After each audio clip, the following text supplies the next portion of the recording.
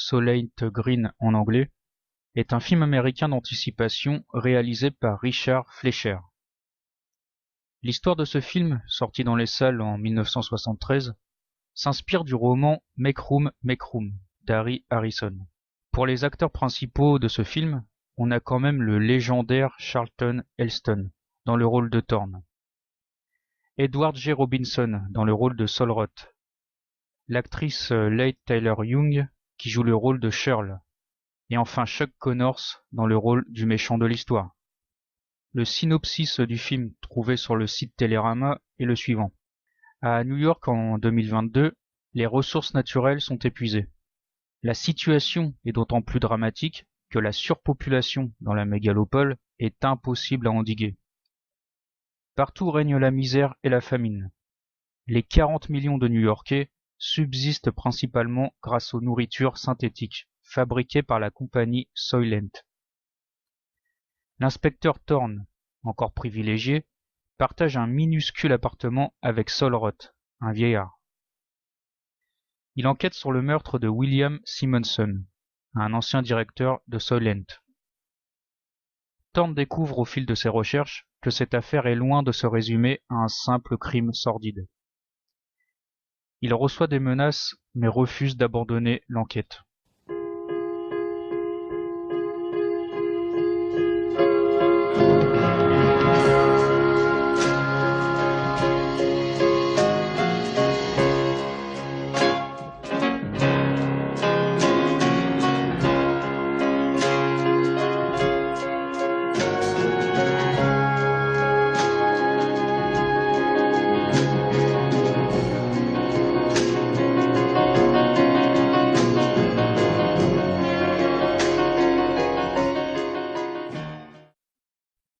Dès la première scène du film, on est tout de suite mis dans le bain. La pauvreté de ce New York des années 2020 vous saute littéralement aux yeux. C'est sale, insalubre, avec des immeubles en piteux état, et ça se voit qu'ils n'ont pas été rénovés depuis longtemps. Et la population très pauvre s'amasse dans ces vieux immeubles délabrés. Donc en gros, ce qui choque dès la première scène, c'est qu'on a l'impression que les États-Unis sont devenus un pays du tiers-monde.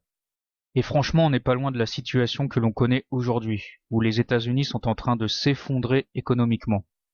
Il y a de plus en plus de pauvreté, ce qui explique en partie la politique très agressive de Trump, pour ne pas dire belliqueuse, qui menace par exemple de faire la guerre à des pays comme l'Iran, le Venezuela et l'Algérie, pour piller leurs ressources naturelles. Bon, ce n'est pas l'unique raison, il y a aussi la volonté de déclencher un chaos mondial d'une élite mondialiste et messianique, mais la question économique n'est pas à négliger. La seconde scène du film est aussi très intéressante, car on voit le personnage principal se réveiller, et son premier réflexe est d'allumer la télé. C'est un peu ce qu'on vit aujourd'hui, où la plupart des gens passent leur temps les yeux rivés sur des écrans, que ce soit la télé, le smartphone ou l'ordinateur. Le petit écran est devenu le nouveau dieu des hommes. Et cette télé montre apparemment un homme très important puisqu'il est le patron de l'une des usines Soylent, qui fabrique ces tablettes nutritives dont je vous parlais en introduction. On comprend donc que ce sont de grands industriels, donc des oligarques qui contrôlent les médias. Et celui qui contrôle les médias contrôle le monde. On a la même chose aujourd'hui en France où tous les grands médias appartiennent à des oligarques, comme BFM TV par exemple, la soi-disant première chaîne d'infos de France, qui appartient au milliardaire israélien Patrick Drahi. Tout de suite après, on voit apparaître le vieillard qui vit avec le personnage principal. Il symbolise en quelque sorte la sagesse. Et c'est lui qui va éteindre la télé en disant que tout ça, ce ne sont que des foutaises.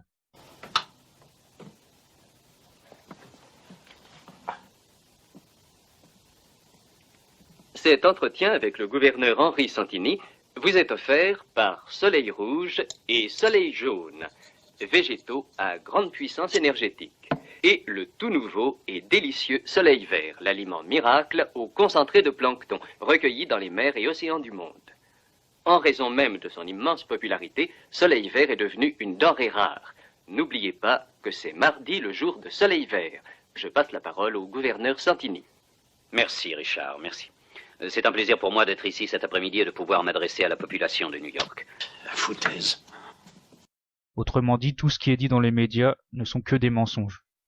Donc lui semble avoir connu l'ancien monde, lorsque les États-Unis étaient encore un pays riche. Il peut donc le comparer avec cette société moderne, où les gens vivent comme des esclaves.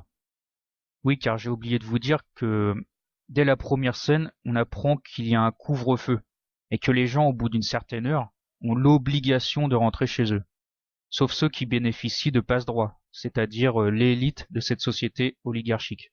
Et donc ce vieux sage a connu l'ancienne Amérique, prospère, où les gens étaient encore libres, même si dans les faits cette société de consommation que l'on connaît aujourd'hui nous rend tous esclaves du capitalisme. Et le vieux, par la suite, parle justement de ce capitalisme financier qui a détruit toutes les ressources naturelles, et qui, pour continuer à s'enrichir, a mis au point une nourriture chimique, artificielle. C'est un peu ce qu'on voit aujourd'hui où des scientifiques ont inventé la viande artificielle, et l'ont présentée comme une solution pour mettre fin à la famine dans le monde. D'autres ont même mis au point des sortes de pilules énergétiques à base d'algues. Et c'est justement ce qu'on voit dans le film avec ces fameuses tablettes. Solitnikov, pas de dossier. Matthewson, hors juridiction. Shergoff, entré au foyer. Quant à Donaldson, à extrader. Pourquoi tu ne prends rien? Oh, j'ai pas encore assez faim. Laisse manger. Cochonnerie sans odeur et sans goût. T'as rien connu d'autre, bien sûr. Ah la vache. Quand j'étais gosse, la nourriture, c'était de la bouffe. Là-dessus, nos magiciens de la science ont empoisonné l'eau, pollué le sol, détruit les plantes et la vie animale. Enfin, de mon temps, on trouvait de la viande n'importe où. On achetait des œufs, du vrai beurre. On trouvait de la laitue fraîche à gogo. Je sais, Sol, tu m'en as déjà parlé. Est-ce que quelqu'un peut vivre dans un climat comme celui-là, la canicule d'un bout de l'année à l'autre? On se croirait dans un four, on crève à force de transpirer. Tu sais que tu m'agaces. Après cette introduction qui nous a directement plongé dans la misère populaire, le film nous montre cette fois-ci la vie des élites oligarchiques, qui produisent donc la nourriture chimique du peuple. Et tout de suite, ce qui nous choque par rapport au peuple, c'est que ces élites vivent dans le luxe. On voit par exemple l'actrice qui joue l'un des personnages principaux du film s'amuser sur une console vidéo. C'est encore une fois très prophétique. Et cette joie de vivre tranche d'entrée avec les mines tristes et déprimées des gens du peuple. Et bien sûr, ces élites mangent de la vraie nourriture, des légumes et même de la viande, qui est une denrée extrêmement rare dans ce monde futuriste et apocalyptique. Et petit à petit, on y vient à ça.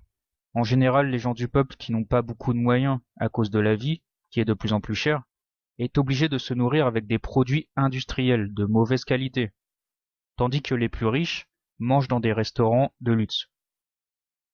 On nous fait bouffer de la merde, parce que cette société capitaliste de la surconsommation a tué tous les petits producteurs locaux, donc nos agriculteurs, pour les remplacer par de puissants industriels qui flinguent les terres et toutes les ressources naturelles de la planète.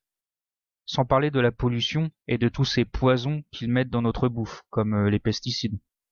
Donc après cette brève introduction, on assiste au meurtre de William Simonson, l'ancien directeur de l'usine Solent qui fabrique la nourriture artificielle. Et là, l'intrigue du film commence. Le personnage principal, qui est policier, va essayer d'élucider ce crime.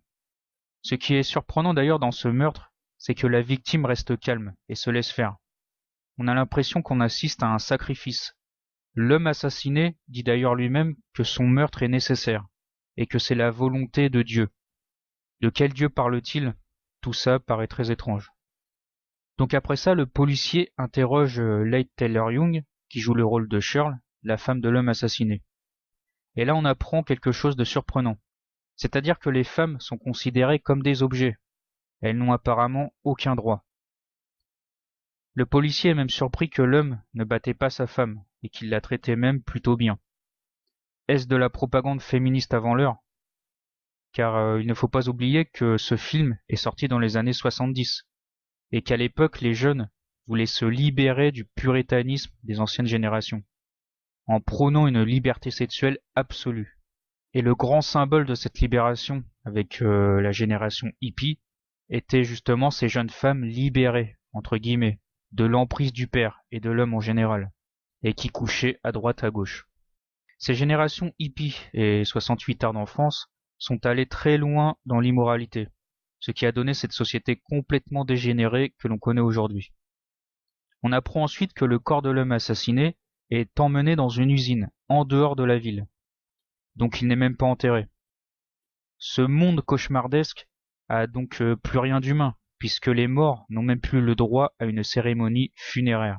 Les hommes sont devenus des animaux civilisés, même chez les élites, car les animaux bien sûr n'enterrent pas leurs morts. Seule la femme, Shirl, qui est considérée comme un objet, je le rappelle, s'inquiète du sort du mort. On retrouve donc un semblant d'humanité chez celles qui justement ne sont pas considérées comme des êtres humains, c'est-à-dire les femmes. Et symboliquement c'est beau, car la femme donne la vie lorsqu'elle devient mère. Et s'il existe encore un espoir pour que cette société change un jour, cet espoir naîtra de la femme. Le policier a profité de son enquête pour voler quelques produits de luxe, comme du savon, du bourbon et du bœuf, afin de les offrir aux vieux. Et le vieux sage pleure toutes les larmes de son corps lorsqu'il voit la viande. C'est un mélange de joie, mais aussi de regret. Il repense à son passé en se disant mais comment on a pu en arriver là? Et il reproche à ses contemporains, mais aussi à lui-même, de ne rien faire pour se révolter, afin d'offrir une meilleure vie aux générations futures. Activité océanographique Soylent, rapport général. 2015 à 2019. 2 volumes. Où diable as-tu trouvé ça? Sur un rayon, chez lui. Les seuls livres de référence qu'il avait. Ils te plaisent? Oh, j'en suis fou. Sais-tu combien de livres on publiait dans ce pays il n'y a pas tellement de temps quand il y avait du papier, des presses et des machines, du courant et des... Qu'est-ce que c'est que ça? Oh, mon Dieu. Ah, ce Simonson était un grand homme. Nachheim.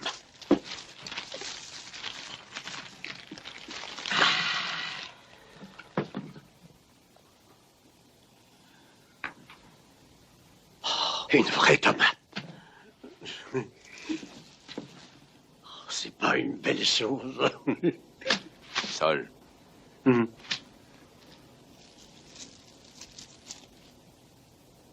bœuf.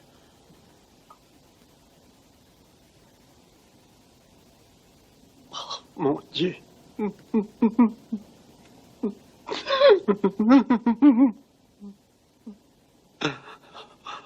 Comment sommes-nous arrivés là?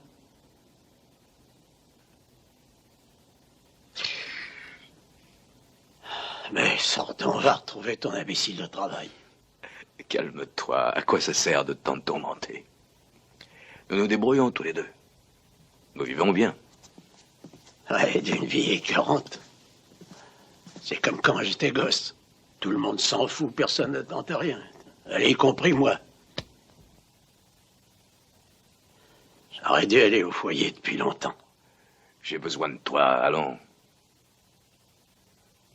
Simonson, William, je sais. J'ai trouvé cette scène très touchante, car quelque part c'est ce qu'on vit aujourd'hui. On sait que nos élites sont en train de nous la mettre bien profond, mais on se sent impuissant, car au final on est très peu nombreux à pouvoir changer les choses. La masse est complètement endormie. Ensuite le policier va rendre visite à son chef inspecteur de police, pour faire le point sur ses différentes enquêtes. Et là, bizarrement, son chef lui reproche de ne pas s'être débarrassé du vieux sage avec lequel il vit. On devine alors qu'au bout d'un certain âge, les personnes âgées sont tout simplement euthanasiées. Ça rappelle un petit peu ce que disait Jacques Attali sur le fait qu'il fallait euthanasier tous ceux qui arrivaient à l'âge de 60 ans, tout simplement parce qu'ils n'apportent plus rien à la société. Et nos sociétés modernes, où règne justement cet humanisme athée, sont sur le point de légaliser l'euthanasie. Ainsi, ceux qui ne pourront plus jouir des plaisirs de la vie, à cause d'une maladie par exemple, pourront choisir de se donner la mort. C'est ça l'être humain qui a perdu toute spiritualité au point d'adorer le Dieu matériel. C'est lui qui choisit l'heure de sa mort, et non plus Dieu. L'euthanasie sera aussi bien pratique pour éliminer tous les gens inutiles à la société, comme des gens handicapés ou dans le coma, mais surtout les opposants au nouvel ordre mondial, dont il faudra se débarrasser. On a par la suite une scène du film qui m'a bien fait rire, où on voit le vieux sage savourer une feuille de salade, comme s'il dégustait une pâtisserie. L'acteur Edward G. Robinson, qui joue le rôle du vieux Solroth, est juste excellent. Les mecs crèvent tellement la dalle qu'ils en viennent à s'extasier devant une feuille de salade. J'ai trouvé ça vraiment très drôle. Et puis ça a permis aussi de détendre un peu l'atmosphère du film qui était très sombre et pesante jusque-là. Et à la fin du repas, le vieux aura cette phrase incroyable. J'ai pas mangé comme ça depuis des années. Je n'ai jamais mangé comme ça. Maintenant, tu vois ce que t'as raté. Il y avait un monde avant, tu comprends? Je sais, tu n'arrêtes pas de me le répéter. Enfin, je l'ai connu, je peux le prouver. D'accord, d'accord. Dans ta jeunesse, les gens étaient bien mieux que maintenant. Oh, quelle idiotie. Les hommes ont toujours été moches. Seulement, le monde était beau. Il veut dire par là que les hommes, par le passé, avaient tout pour être heureux, mais que leur mauvaise nature a détruit le monde. Et je trouve cette phrase très profonde. Plus tard, on apprend que l'homme assassiné avait l'habitude de se rendre à l'église pour prier. Donc apparemment la religion n'a pas totalement disparu de ce monde. L'homme devait être envahi par des regrets. Son âme était torturée, d'où ce besoin de revenir à la spiritualité. Car le cœur de l'homme n'est pas fait pour une vie sans humanité et sans amour. Lorsqu'il est complètement désespéré, il a besoin de l'amour divin pour le réconforter. Cet oligarque a dû commettre des choses horribles, et il avait besoin de parler à Dieu, et accessoirement au curé de l'église. Le personnage principal, qui lui vit dans la misère, ne comprend pas, parce que justement cet homme avait tout ce qu'il désirait. Il ne peut pas comprendre que justement c'est lorsqu'on possède tout qu'on se sent vide à l'intérieur, car le matérialisme ne peut pas rendre un homme heureux. Il a besoin de plus que ça. Il a besoin d'avoir une famille aimante, d'un cadre de vie agréable, c'est-à-dire qu'il a besoin de la nature. C'est pour ça que l'homme qui ne vit que dans les grandes villes, au bout d'un moment il pète un câble. La pollution, le bruit, la vie stressante, tout ça c'est pas bon. Et c'est cette société de consommation soumise au matérialisme qui pousse les hommes à détruire la nature, pour s'enfermer dans de grandes mégalopoles. On en revient à la phrase du vieux de tout à l'heure. L'homme, à cause de sa laideur intérieure, donc de son désir de vouloir posséder toujours plus de choses matérielles, a détruit ce monde magnifique, donc la nature. Le personnage principal se rend donc ensuite à l'église pour interroger le curé. Et à son arrivée, il voit un enfant attaché à sa mère, qui est morte, sur le parvis de l'église. L'homme détache alors l'enfant pour l'amener à l'intérieur de l'église, pour qu'une religieuse s'occupe de lui. J'y ai vu quelque chose de très symbolique. L'enfant représente l'innocence de l'homme, son âme souillée par le péché originel d'Adam et Ève. Le Sauveur détache donc l'enfant de sa mère pécheresse, Ève, qui représente la mort, pour le conduire vers sa nouvelle mère, la Sainte Vierge Marie, symbole de vie, la nouvelle Ève, représentée par la religieuse qui prend l'enfant dans ses bras. L'église est d'ailleurs remplie de miséreux, à l'image de l'église du Christ qui accueille toutes les âmes meurtries par la vie et qui reçoivent la rédemption du Christ. Le curé semble très perturbé, car l'homme assassiné lui a confié une horrible vérité sur cette société en perdition. Alors bien sûr, l'inspecteur de police reçoit des pressions de la part des dirigeants, qui lui demandent de classer l'affaire. Mais le policier, joué par Charlton Heston, refuse et veut mener son enquête jusqu'au bout. Donc il incarne, si vous voulez, l'honneur et la justice dans un monde devenu totalement corrompu, où le silence des juges et des fonctionnaires de police s'achète. Ce n'est pas si différent de notre république bananière française, où les puissants sont au-dessus des lois. Cette république corrompue où les mafieux peuvent régner en toute impunité. On en a encore eu la preuve dernièrement avec l'affaire Benalla, dont on n'entend d'ailleurs plus parler. Les dirigeants de Soylent vont donc envisager d'éliminer le policier. Ils se rencontrent d'ailleurs dans le seul coin de nature qui existe encore, dans ce New York délabré. Un vrai petit coin de paradis protégé sous serre, et réservé bien sûr qu'aux riches. Pour éviter que le peuple de Gueux se révolte, de nombreux miliciens au service des élites sont déployés dans les rues. On a par exemple à un moment une vieille dame qui se plaint de ne pas avoir reçu assez de nourriture. Pour éviter que sa colère ne se transmette à plus de monde, elle est tout de suite emmenée par les miliciens. Mais si le peuple a le malheur de se révolter, les dirigeants envoient ce qu'ils appellent des dégageuses, des espèces de tractopelles pour foutre les gens dans des bennes, comme s'ils étaient de vulgaires détritus. C'est d'ailleurs l'une des scènes les plus choquantes du film. Par la suite, on apprend que cette dictature oligarchique s'étend dans tous les États-Unis. Thorne? Thorne, Quoi? c'est le couvre-feu. Ça va maintenant? Oui, mieux. J'ai fait ce que j'ai pu, mais je pense qu'il vaudrait mieux que tu voies un médecin de la police et que tu te fasses soigner. Il me donnera sûrement un arrêt de travail. Tu dois te reposer. Au bout de 2 jours d'absence, je suis au chômage. Eh bien, allons dans une autre ville. Pourquoi faire? Elles sont toutes comme celle-ci. À la campagne. Pas le droit d'y aller. Les fermes sont de vraies forteresses. Pourquoi? Ils gardent les bonnes terres comme ils gardent les disposoirs, les manufactures soilantes, les bateaux qui recueillent le plancton dans la mer. Tout ça parce qu'il y a des crétins dans ce monde qui veulent s'approprier tout ce qui existe. Il est possible que Simonson ait été de ces types-là. Je n'arrive pas à le croire. Alors tu veux dire qu'il n'y a pas un seul endroit où aller? Exactement. Et à quoi bon? Entre-temps, le vieux Solroth, qui aide le personnage principal dans son enquête, apprend une terrible vérité sur Soylent, qui est l'entreprise qui vend la nourriture artificielle, je le rappelle. Donc le vieux sage ne supporte pas cette vérité, un peu comme le curé. Il en a marre de vivre dans ce monde devenu inhumain et décide de se rendre au foyer pour être euthanasié. C'est là qu'on voit que c'est un vrai film d'anticipation, car son euthanasie ressemble à ce qu'on peut voir aujourd'hui dans certains centres d'euthanasie comme en Belgique par exemple. La personne vit un dernier bon moment, on lui met la musique qu'elle aime, comme de la musique classique par exemple, on lui donne une coupe de vin, de la bonne nourriture, et juste après ça on lui injecte le produit mortel, et la personne part lentement. Le personnage principal arrive trop tard, et insiste impuissant au décès de son vieux compagnon. Et ce qui est très beau dans cette scène, et en même temps très triste, c'est que le policier accompagne son ami dans ces derniers instants, avec des images de l'ancien monde diffusées sur un écran. Des images de paysages et d'animaux que le policier n'avait jamais vus. Et le